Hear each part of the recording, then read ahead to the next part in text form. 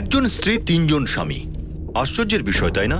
এই প্রথা অনুযায়ী একটি পরিবারের সব ভাইয়ের বিয়ে শুধুমাত্র একজন মহিলার সঙ্গেই হয়, যার ফলে ওই মহিলার 2, 3 আবার কখনো কখনো 6 জন স্বামীও হয়। এখানকার মানুষদের বিশ্বাস যে এই প্রথার ফলে আগামী দিনে সম্পত্তি বা জায়গা নিয়ে বিবাদ এড়িয়ে যাওয়া সম্ভব। তার উপর কেউ আবার এটাকে জনসংখ্যা নিয়ন্ত্রণের মাধ্যম হিসেবেও ভাবে।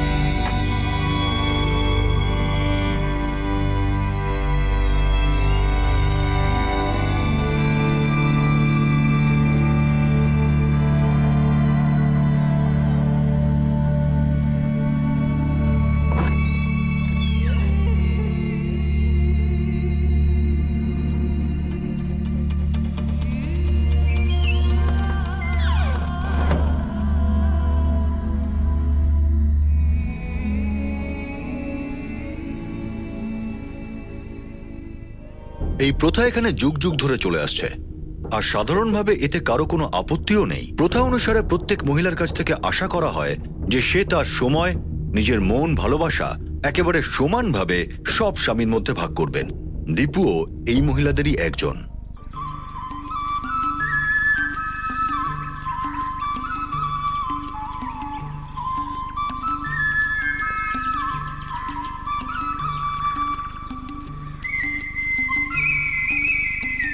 কি বানিয়েছো আজ?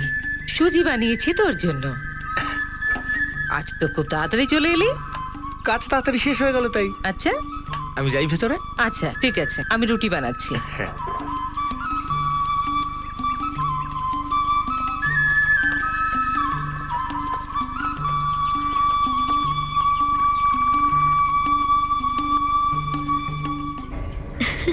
চলো কি?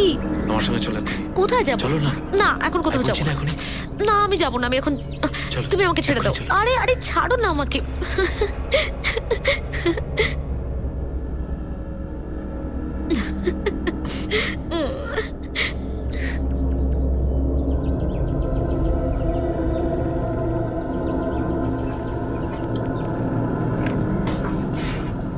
আমি কিছু করব?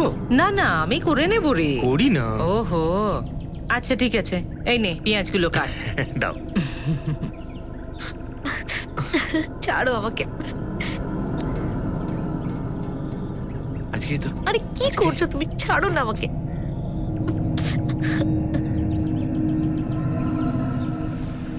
মা, আমি করে দিচ্ছি। না না, এটা হয়ে গেছে, তুমি বরং রুটিগুলো বানাও। আচ্ছা। এই নাও, চলে এই নাও, এসেছে চা চা। এসে গেছে।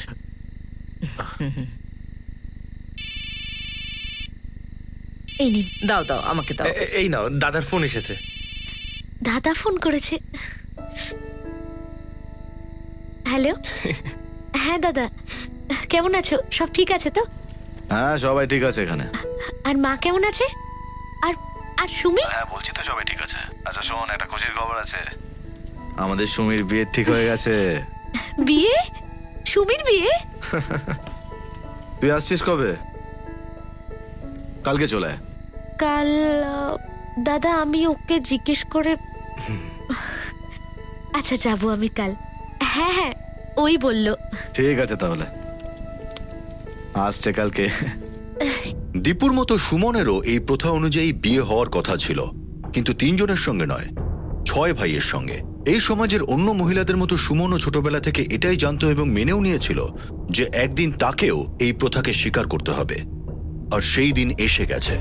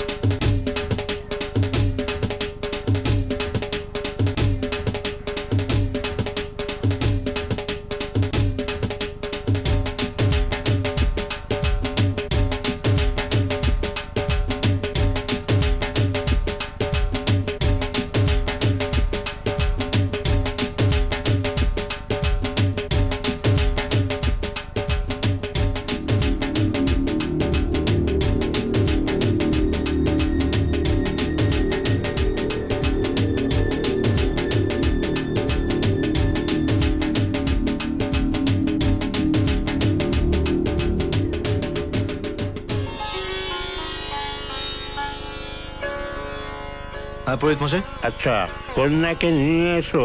আচ্ছা দীপু, যাও ওকে ডেকে নিয়ে যা। হ্যাঁ দাদা। দাদা,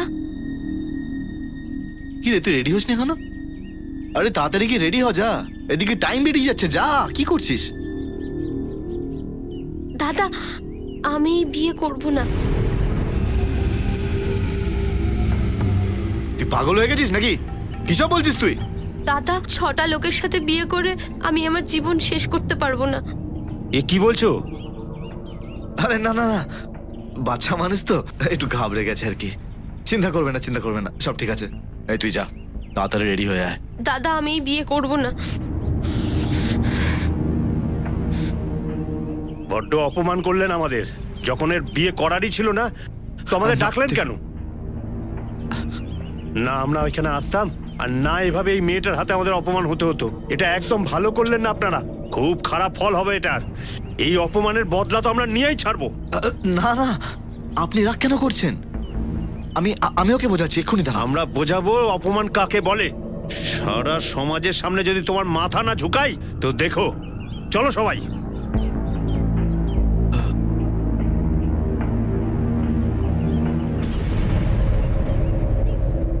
কি হয়েছে তোমার? চিন্তিত মনে হচ্ছে। সবার মন খারাপ এখানে, সুমিরও।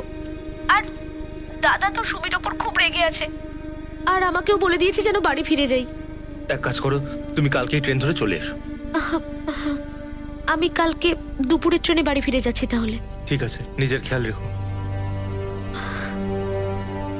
কি বললো? বললো বিয়ে নাকি ক্যান্সেল হয়ে গেছে। কেন, কি হলো? বললো কাল এসে সব বলবে।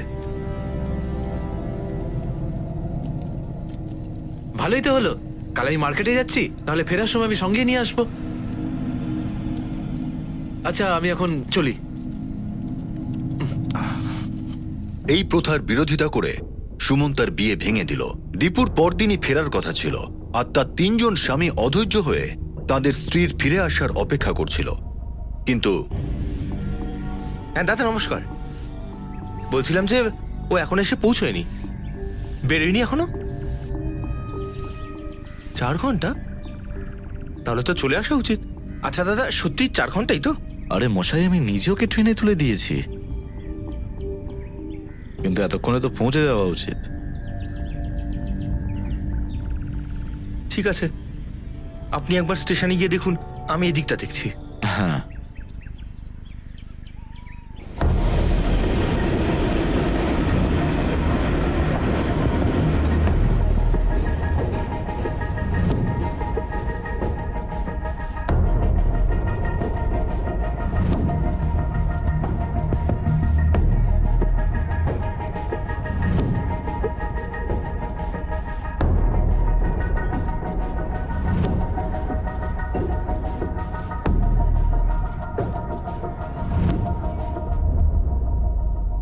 কোতোয়াল, কপি বানাও এটার। কটার ট্রেনে বসিয়েছিলেন ওকে আপনি? সাহেব 11টা ট্রেন ছিল। কিছু মনে আছে ও কি পরেছিল তখন? স্যার খুব ভালোভাবে তো মনে নেই, তবে বোধহয় গোলাপি রঙের সালোয়ার পরেছিল। আর কিছু মনে আছে? না স্যার, খুব চিন্তা হচ্ছে স্যার। এক বোনের বিয়ে ভেঙে গেছে, আর একজন নিখোঁজ। সাহেব, সাহেব যে করে হোক আমার বউকে খুঁজে বের করুন। আমরা পুরো চেষ্টা করবো ওকে খুঁজে বের করার। আর আপনার যদি কিছু মনে পড়ে না, তাহলে কন্ট্যাক্ট করবেন, ওকে? দাদা তো ট্রেনে বসিয়ে দিয়েছিল স্যার। যা কিছু হয়েছে এই জার্নিটা চলাকালীনই হয়েছে। হ্যাঁ, হতে পারে। আচ্ছা খোঁজ নাও, ও দাদা আমাদের যা কিছু বলেছে তার মধ্যে সত্যি কতটা। স্যার, অবশেষে পুলিশ তাদের তদন্ত শুরু করলো। যেখানে এমন ঘটনা সাধারণভাবে ঘটে না, সেখানে দীপুর নিখোঁজ হয়ে যাওয়া একটা অসাধারণ ঘটনাই ছিল। খুব রাগ হয়েছিল না বিয়ে ভেঙে যাওয়াতে?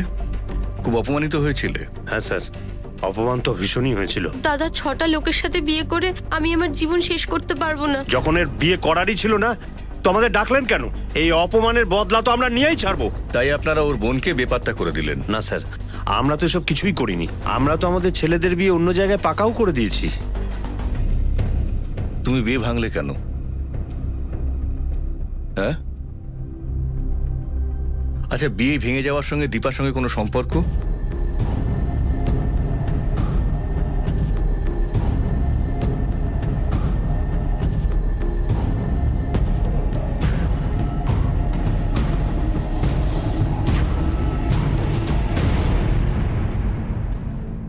দেখো, তোমার দিদি বেশ কিছুদিন হলো নিখোঁজ। হ্যাঁ, তার কোনো খবর পাওয়া যাচ্ছে না। যদি তুমি আমাদের কিছু বলো তাহলে হয়তো ওকে খুঁজে পেতে আমাদের সুবিধা হবে।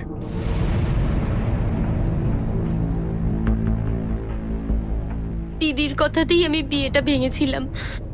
কি হয়েছে দিদি? কিছু না রে। তোর মনে আছে সুমি, ছোটবেলায় আমরা আমাদের পুতুল রানীর সাথে 3টে ছেলে পুতুলের বিয়ে দিতাম, আর তারপর আমাদের পুতুল রানী ওই ছেলে পুতুলগুলোর সাথে খুব ভালো থাকতো। কিন্তু তুই জানিস সুমি,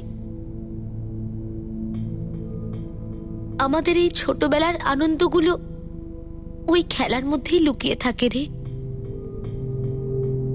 ছোটবেলার ওই খেলাগুলোর মধ্যে আর বড় হয়ে জীবনের খেলার মধ্যে অনেক তফাৎ রে। আর পারছি না রে, 3 জনকে ভালোবাসা একইভাবে ভালো রাখতে আর পারছি না। ওই 3 জনকে খুশি রাখাটা আমার কাছে যন্ত্রণাদায়ক রে।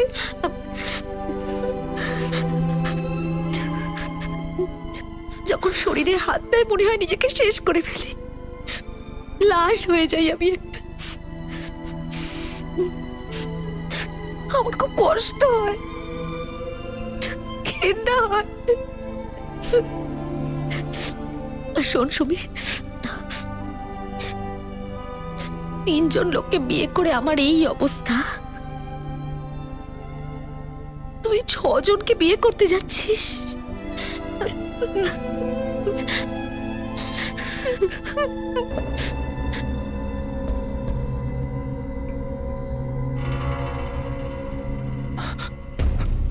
আমি আপনাকে মিথ্যে কথা বলেছি স্যার।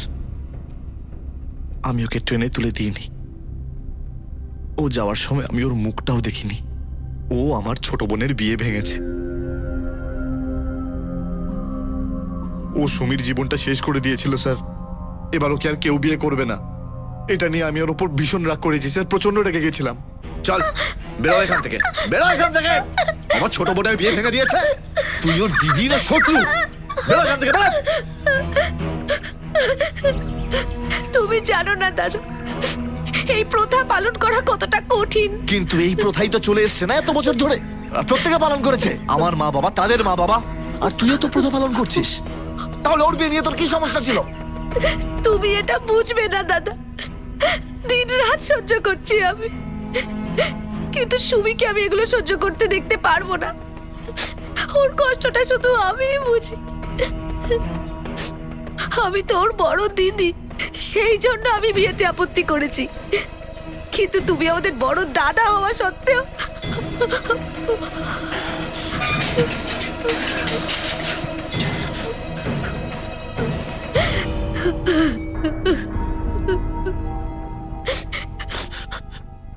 স্যার আমি ওর ওপর রাগ করেছিলাম, ভীষণ রাগ করেছিলাম, কিন্তু এতটাও না যে আমি। স্যার ও আমার বোন নিজের, মানছি আমি তখন একটু বেশি রেগে গেছিলাম, কিন্তু ও আমার কথাই শুনছিল না। এইটা এখানকার নীতি নিয়ম স্যার। আমাদের বাপ মা সবাই এইভাবেই জীবন কাটিয়েছে, প্রত্যেকে এইভাবেই কাটিয়েছে, কিন্তু এটা মেনে নিচ্ছিল না, ও এইভাবে বাঁচতে চাইছিল না। স্যার ও নিজেকে, সেটার খোঁজ তো আমরা নিয়েই নেব। আপাতত তুমি শহরেই থেকো, যাও। কি মনে হচ্ছে স্যার, ও কি সত্যি বলছে? ও সত্যি বলছে না মিথ্যে বলছে সেটা আমরা খুব তাড়াতাড়ি জানতে পারবো, যখন আমরা এটা জানতে পারবো যে দীপা সত্যি সমস্যায় ছিল নাকি, আর যদি সমস্যায় থেকে থাকে তাহলে সমস্যাটা কি।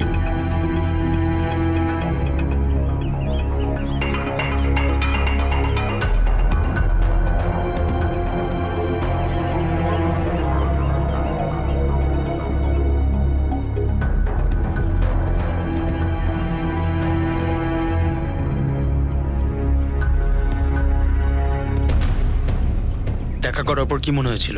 কিরকম মেয়ে ছিল এই দীপা? ওর স্বভাব কিরকম ছিল?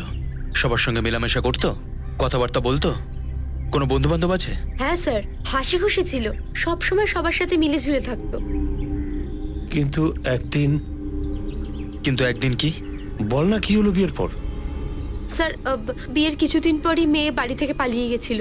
হায় ভগবান, মেয়েটা কোথায় গেল? কখন থেকে দেখছি না। এসে গেছে দুজন।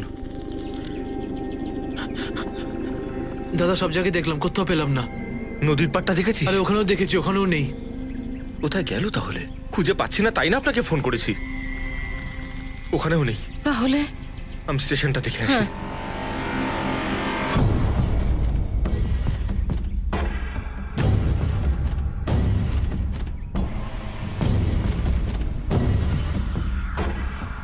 কোথায় গেছিলি তুই? হ্যাঁ আরে বল, এখন তুই মুখ খুলতে পারছিস না? বোবা হয়ে গেছিস নাকি? এখানে সকালে প্রত্যেকে খুঁজে খুঁজে পাগল হয়ে গেল। এই কোথায় ছিলিস তুই? দাদা আমি বাড়ি ছেড়ে পালিয়ে গেছিল।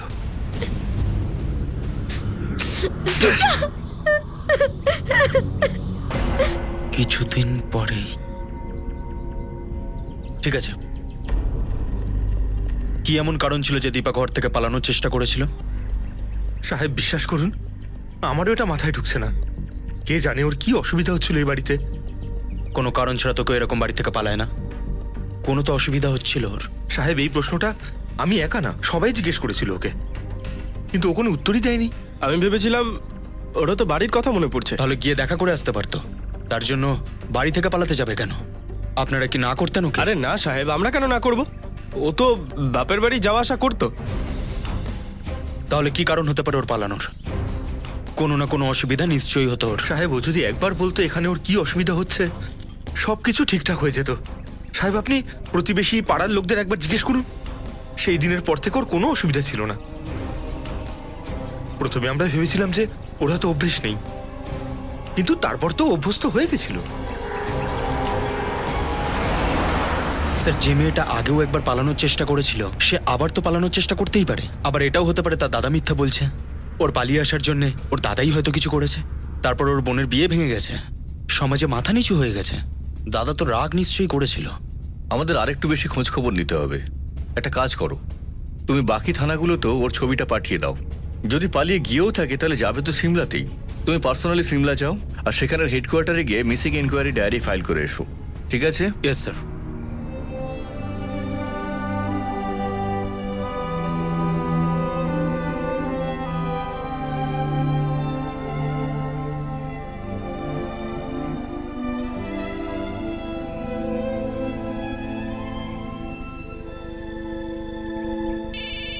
Excuse me sir.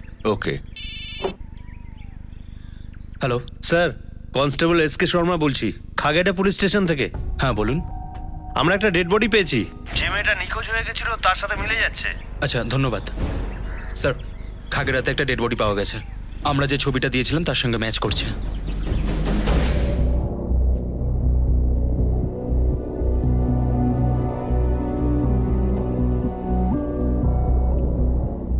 পোস্টমর্টম করাও। Yes sir.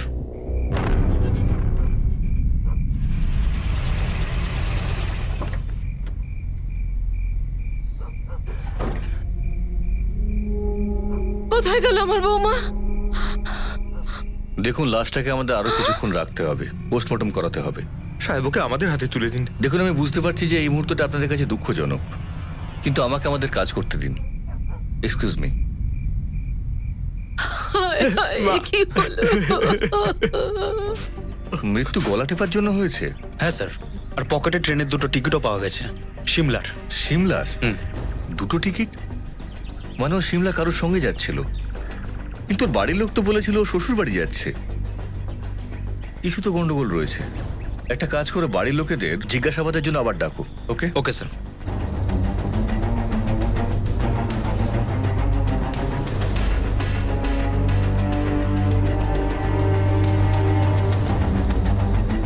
সাহেব আপনি কি বলতে চাইছেন? আমি কি করব? আপনি বারবার আমাকে একই প্রশ্ন যদি করে যান আমি কি উত্তর দেব? যে আসল অপরাধী আপনি তাকে জিজ্ঞেস করুন না গিয়ে। ঠিক আছে, আপনি এখন যেতে পারেন।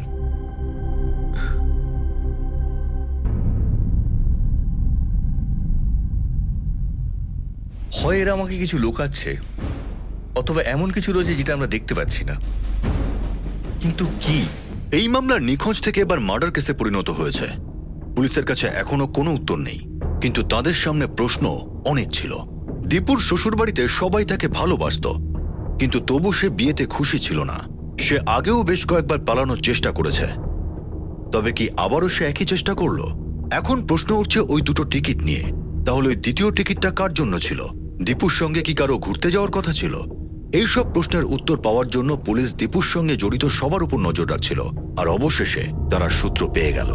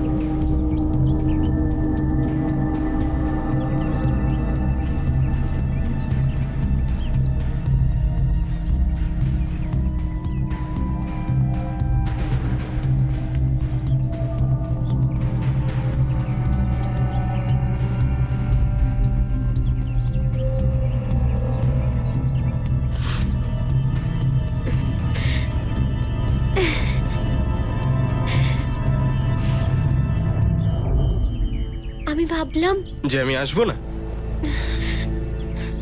বিক্রম, সত্যি বলবি না মারবো। 6 মাস আগে আমার মিনার সঙ্গে দেখা হয়, আর আমরা দুজনেই দুজনকে ভালোবাসি। আমাদের দুজনের জন্য মুশকিল ছিল দূরে থাকা, কিন্তু দীপাদির সাথে এরকম বিয়ে আমি সহ্য করতে পারছিলাম না কিছুতেই। কিন্তু বিক্রম আমাকে কথা দিয়েছিল যে ও আমাকে বিয়ে করবে। তাই মিনাকে বিয়ে করা তোর পক্ষে অসম্ভব ছিল। হ্যাঁ, কিন্তু দীপু যদি রাস্তা থেকে সরে যায় তাহলে তুই মিনাকে বিয়ে করতে পারবি। না সাহেব, এমন কোনো ব্যাপার সেই জন্য না। তুই দীপুকে... দীপু সবকিছু জানতো। ও জানতো যে আমি মিনার সাথে লুকিয়ে বিয়ে করব।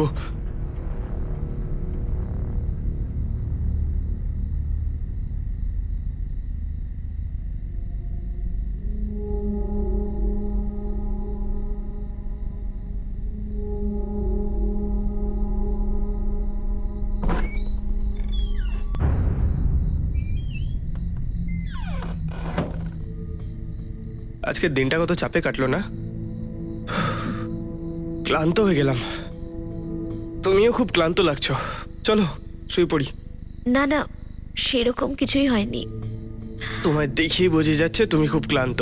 চলো শুয়ে পড়ি।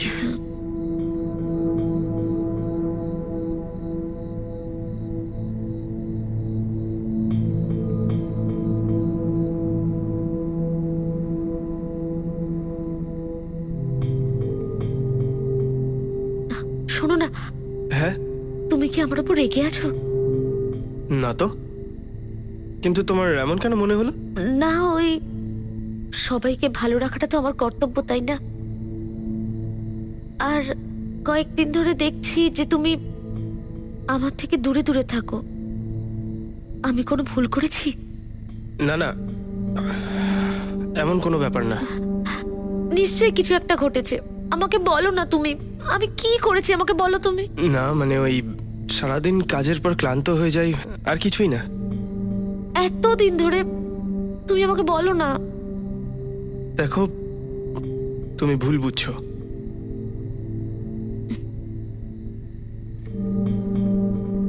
আসলে ব্যাপারটা হলো, একটা মেয়ে আছে, কিছুদিন আগে দেখা হয়েছিল, আর আর আমরা ভালোবেসে ফেলি।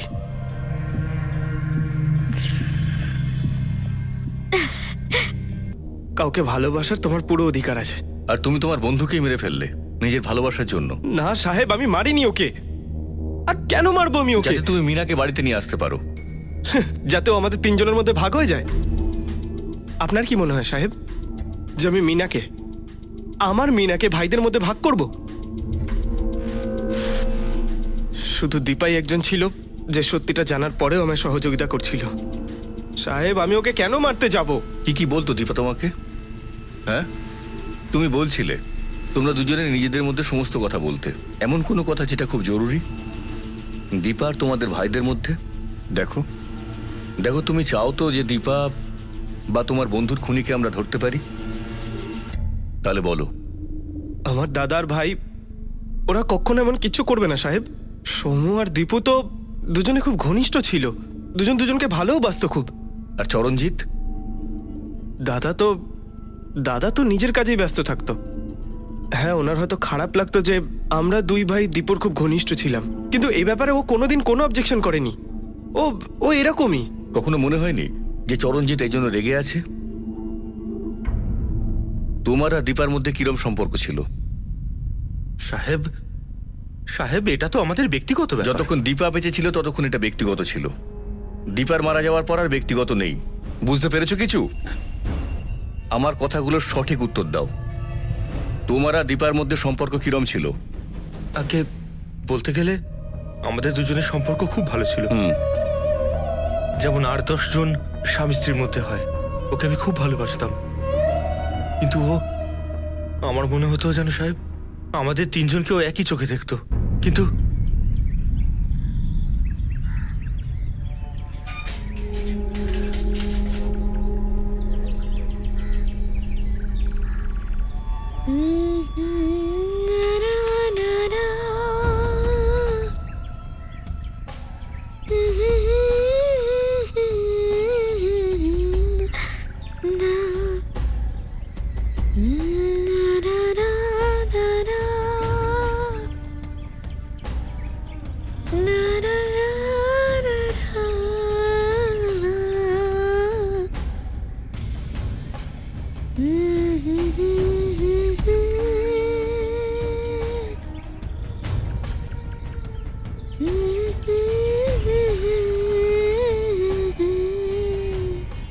কিন্তু না, আমি জানতাম ও বিক্রমকে বেশি ভালোবাসতো।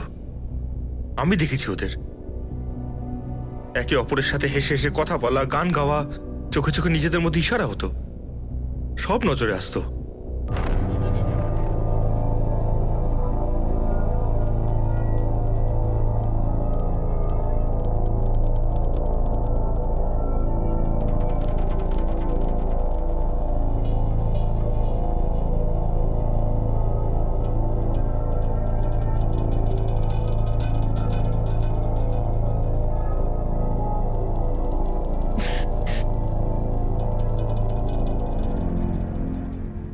আমিও তো তাই চাইতাম, যে আমাকে ও ওর মতোই ভালোবাসে, যত্ন করে, হেসে কথা বলে। আমার অধিকার ছিল। আমি ওকে ছিনিয়ে নেওয়ার নয়, পাওয়ার চেষ্টা করেছিলাম। না, আজ থাকে সব। চলো আজ গল্প করি। আরে শোনো, কথা বলতে ইচ্ছে না হলে আজ আমাকে গান শোনাও। তুমি ভীষণ ভালো গান গাও, আমি তো শুনেছি নিজের কানে। না, আমি খুব ক্লান্ত।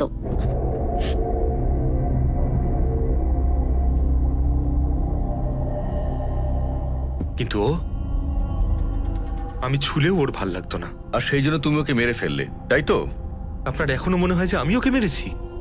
দীপাকে ভালোবাসতাম সাহেব আমি ওকে। ভালোবাসা না ক্ষোভ? ক্ষোভের আগুন জ্বলছিল তোর মাথায় দীপার ভালোবাসা পাওয়ার।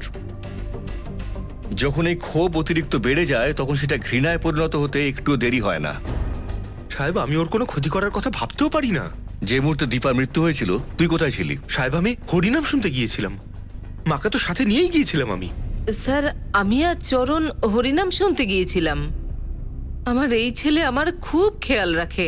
ও আমার খুব ভালো ছেলে, ও বড্ড ধার্মিক ছেলে। আমার যে বাকি আর দুই ছেলে সোহম আর বিক্রম, ওরা এসব করে না। ব্যাস, আমার এই একমাত্র ছেলে যে আমার এত খেয়াল রাখে। এটা এমন একটা মামলা হয়ে দাঁড়িয়েছে যেখানে অনেকগুলো সন্দেহজনক বিষয় সামনে আসে। একজন দাদা যার বোনের উপর রাগ ছিল প্রথাটা অস্বীকার করার জন্য, একজন স্বামী যার অন্য কাউকে বিয়ে করার কথা ছিল, নাকি সেই স্বামী যে হিংসার বশবর্তী হয়ে যা কিছু করে ফেলতে পারত, নাকি সেই বংশ সুমন বিয়ে ভেঙে দেওয়ার জন্য যারা অপমানিত বোধ করেছিল? খুনি কি এদের মধ্যেই কেউ ছিল নাকি অন্য কেউ? স্যার, ফোন রেকর্ডস রিপোর্ট পেয়ে গেছি আমরা, কিছু বাকি আছে। ওকে, আচ্ছা শোনো, আমার দীপার সমস্ত ফোন রেকর্ডস দরকার। আনতে বলেছি স্যার। স্যার, এই দেখুন। কিন্তু যখন দীপা মারা গেছিল তখন তো দীপার সাথে ছিল না। যারা ওকে দেখেছে তাদের দিয়েও চেক করাও, ওর ফটো সার্কুলেট করাও। আর এটাও খোঁজ নাও যে রেল স্টেশনের আশেপাশে ওকে কেউ দেখেছে। Yes sir. ভাই শোনো। হ্যাঁ স্যার। এই লোকটাকে এর আগে কখনো দেখেছো? হ্যাঁ হ্যাঁ স্যার। এই মেয়েটার সাথে দেখেছিলে? হ্যাঁ হ্যাঁ, এই দুজনেই ওই পুলের দিকে গিয়েছিল। পুলের দিকে? সাহেব সাহেব সাহেব, আপনি আবার আমাকে কেন সন্দেহ করছেন? কারণ জানতে চাস না? হ্যাঁ, কারণ জানতে চাস? চল, আমি তোকে আরো অনেক কারণ বলছি আজকে। কারণ এক, দীপার মৃত্যুর সময় তোর ফোন লোকেশন সেখানেই ট্রেস করা গেছে যেখানে দীপাকে শেষবার দেখা গিয়েছিল। কারণ দুই, এই লোকটার বয়ান যে তোকে দীপার সঙ্গে পুলের দিকে যেতে দেখেছিল। লাগেনি তো? কারণ তিন, তোর মিথ্যে কথা। তুই বলেছিলি না তুই মার সঙ্গে হরিনাম শুনতে গিয়েছিলি? মিথ্যে বলছিলেন তিনি, এই নিজের এই সুপুত্রকে বাঁচানোর জন্য। এবার সত্যি করে আমার কথাগুলোর উত্তর দে, না হলে তোর ছাল এমন ছাড়াবো যে তোর চিৎকার এই অঞ্চলের সবাই শুনতে পাবে। বল। ভালোবেসেছিলাম আমি সাহেবকে, কিন্তু ও আমাকে ঘৃণা করত। ওর তো উচিত ছিল আমাদের তিনজনকে সমান ভালোবাসার, না কাউকে বেশি না কাউকে কম। কিন্তু ও আমাকে সোম আর বিক্রমের মতো ভালোবাসা দেয়নি, সেটাও আমি সহ্য করেছিলাম। কিন্তু যখন আমি ওর প্ল্যানের ব্যাপারে জানতে পারলাম, আমি আর ঠিক থাকতে পারিনি সাহেব।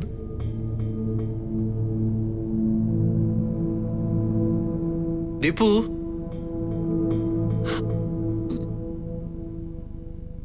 দীপু কি হয়েছে? আরে বলো না আমাকে। আমি আর পারছি না গো। কাল রাতে তোমার বর্তা আবার এসেছিল আমার ঘরে, আমাকে ছোঁয়ার চেষ্টা করেছিল। আমি আর সহ্য করতে পারছি না। আমার মনে হয় যেন যেন আমাকে ধর্ষণ করছে।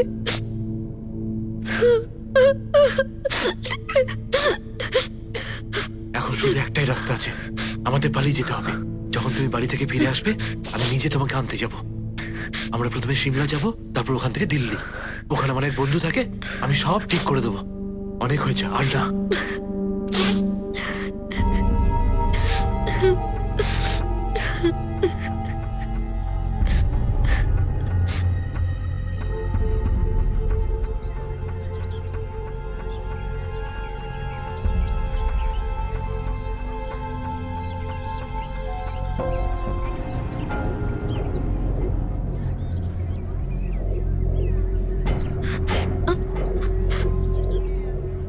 তুমি এখানে কি করে? তোমার ছোট ভাইয়ের আসার কথা ছিল তো। হ্যাঁ, ওরই আসার কথা ছিল, কিন্তু রাস্তায় ওর অ্যাক্সিডেন্ট হয়ে গেছে। অ্যাক্সিডেন্ট? ও কাছেরই একটা হাসপাতালে ভর্তি আছে। চলো আমরা যাই ওখানে। হ্যাঁ চলো। চলো।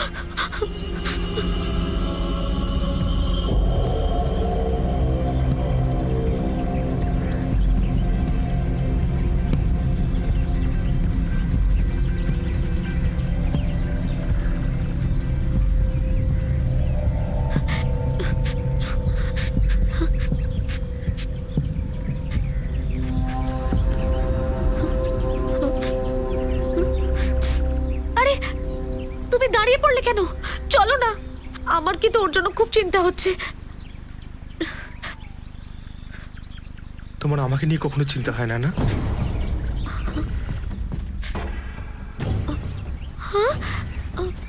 হ্যাঁ? আমাকে নিয়ে কখনো চিন্তা হয় না তোমার? হ্যাঁ? কি করছো? হ্যাঁ? ছাড়ো।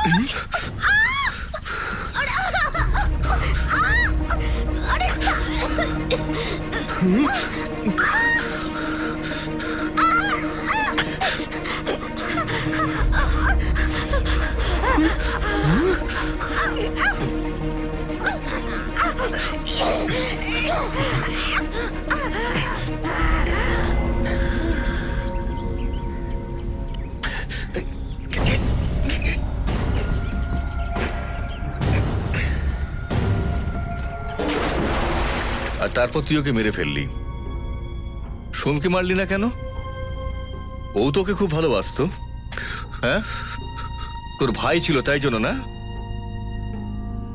ওর তো কোনো দোষ ছিল না, দোষ তো দীপুর ছিল। ওর উচিত ছিল আমাদের তিনজনকে সমান ভালোবাসার, সমান যত্ন নেওয়ার, না কাউকে একটু বেশি না কাউকে কম।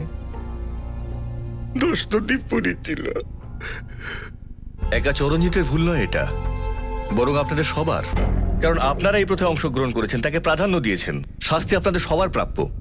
এই ধরনের প্রথা রেখে কি লাভ যার জেরে মানুষের জীবনই নষ্ট হয়ে যায়? কি লাভ এই ধরনের প্রথা রেখে যা মানুষকে সব দিক থেকে ধ্বংস করে দেয়? যা কিনা একটা অনুচিত ভিত্তির উপর দাঁড়িয়ে যে একজন মহিলা তার সঙ্গে বিবাহিত সব পুরুষকে সমানভাবে ভালোবাসবে। এটা কি কখনো সম্ভব? সময় এসে গিয়েছে যে আমরা এই ধরনের নিরর্থক আর ক্ষতিকর প্রথাকে চিরতরে বিদায় জানাই। সময় এসে গেছে যে এই ধরনের ভুল প্রথায় বিশ্বাস করা দীপু আর তার মতো না জানি কত অভাগা মেয়ের কাহিনী থেকে আমরা কিছু শিক্ষা নিই। এই বিচারধারার সঙ্গেই আমি অনুপ সোনি আপনাদের কাছ থেকে বিদায় নিচ্ছি। আবার দেখা হবে পরবর্তী এপিসোডে, আর প্রকাশ্যে আনবো আরো একটা অপরাধ। ততক্ষণ নিজের এবং নিজের পরিবারের খেয়াল রাখুন আর দেখতে থাকুন ক্রাইম পেট্রোল ডায়াল 100। শিক্ষা একজনের, জ্ঞান আমাদের সবার। জয় Hind. For more updates, subscribe to our channel, click the show links and enjoy watching the videos.